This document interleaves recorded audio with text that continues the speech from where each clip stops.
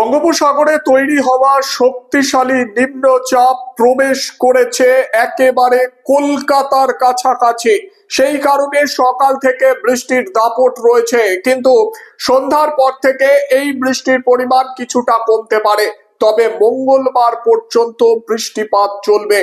18 August একেবারে বিকেল পর্যন্ত ভারী বৃষ্টিপাতের সতর্কতা রয়েছে দক্ষিণবঙ্গের একাধিক জেলায়।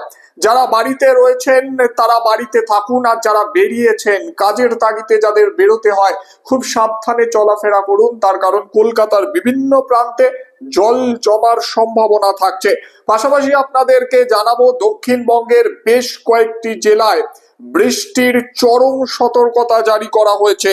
তার মধ্যে রয়েছে কলকাতা, হাওড়া, হুগলি, পূর্ব ও পশ্চিম বর্ধমান, পুরুলিয়া, বাঁকুড়া, রয়েছে নদিয়া এবং বীরভূম।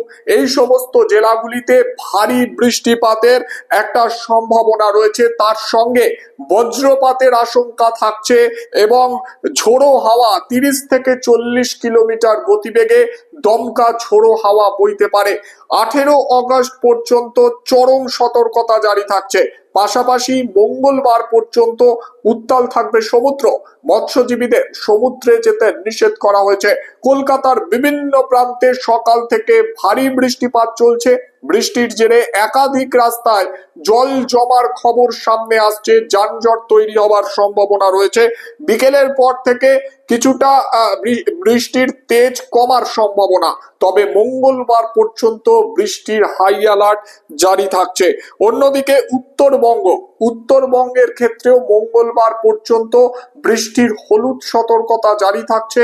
দার্জিলিং, কালিম্পং, জলপাইগুড়ি এবং আলিপুরদুয়ারে। জলপাইগুড়িতে ভারী বৃষ্টিপাতের সম্ভাবনা থাকছে। সব মিলিয়ে দক্ষিণবঙ্গ এবং উত্তরবঙ্গে আবহাওয়া উত্তাল।